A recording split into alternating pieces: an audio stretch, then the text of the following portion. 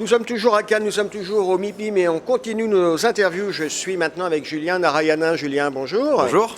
Julien, vous êtes le directeur général de Vereka. On est ensemble pour faire le point sur votre actualité, puisque vous vous apprêtez à livrer à Rosny en Ile-de-France ce que vous considérez être le flagship de Vereka. Le flagship, c'est un terme très fort. C'est quoi ce projet ? Le métropolitain, donc ce que l'on appelle le flagship, c'est vraiment le démonstrateur du savoir-faire Vereka. Puisqu'à Rosny, on est capable aujourd'hui de proposer un ensemble immobilier mixte par sa programmation, du commerce, des logements en accession libre, de type intermédiaire ou encore du locatif social, dans un mode constructif résolument tourné sur la transition écologique, puisqu'il va mêler dans un même ensemble de la pierre de taille massive, donc de la pierre de 23 cm, issue du bassin francilien. Ça, c'est un point qui est important, je crois, chez Vereka, ce côté matériaux. Je crois que vous avez sécurisé l'approvisionnement, vous avez vos propres carrières, c'est ça ? Tout à fait, on a nos gisements, parce que maîtriser la ressource, c'est crucial. Alors l'actualité du moment nous le démontre encore un peu plus.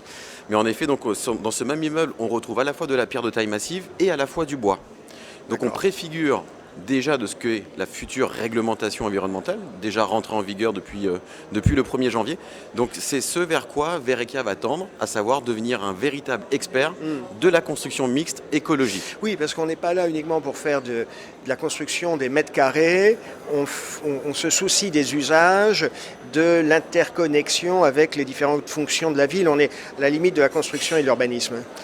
Complètement. On est l'usage au cœur de l'architecture. C'est souvent ce que l'on rappelle et le travail se fait avec la ville, l'aménageur, pour créer cette porosité, cette intégration à l'échelle du quartier, mais également à l'échelle de la ville. On ne se contente pas juste de poser des mètres carrés comme ça. Ce serait malheureux. Est-ce qu'on peut revenir sur la maison Vereka ? C'est une maison qui a une trentaine d'années, c'est ça ? 32 ans, précisément, 32 ans. cette année, fondée par Marc Vereka, qui est notre président. Société familiale d'une centaine de collaborateurs.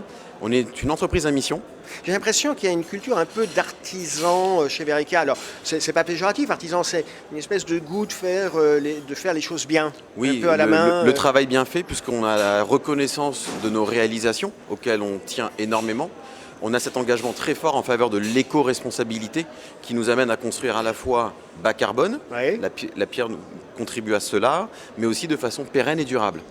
Donc c'est ce qui caractérise et c'est ce qui anime et c'est ce qui donne aussi du sens à notre travail en interne auprès des collaborateurs.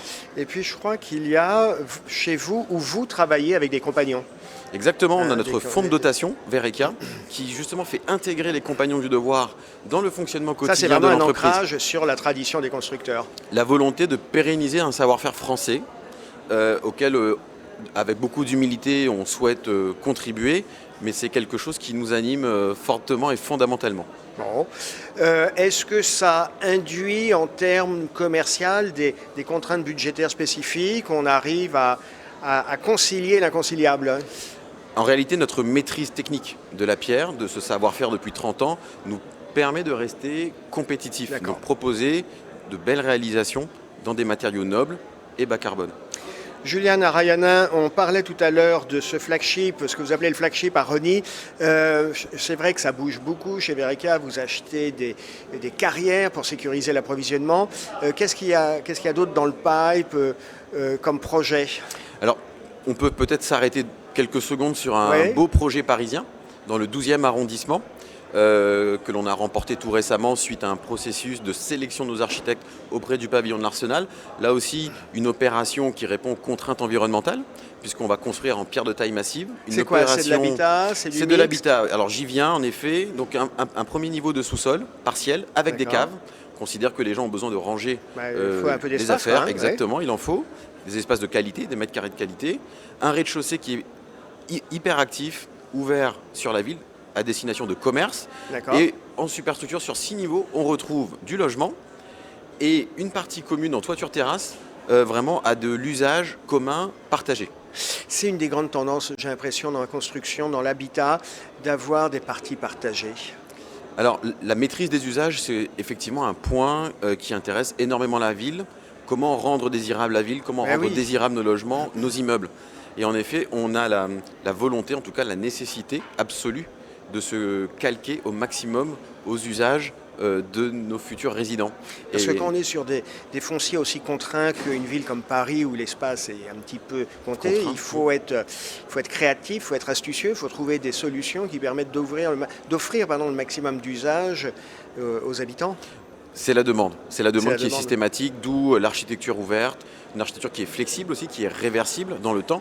Typiquement, ça veut dire quoi, réversible dans le temps? Concrètement, ça veut dire que dans notre immeuble de Paris, on va avoir un mur de façade en pierre de taille massive, un isolant biosourcé. On a décidé de développer ici une solution à base de chanvre. D'accord. Et plutôt que d'avoir des murs en béton qui viennent cloisonner et différencier les logements entre eux, on va travailler avec un élément type SAD.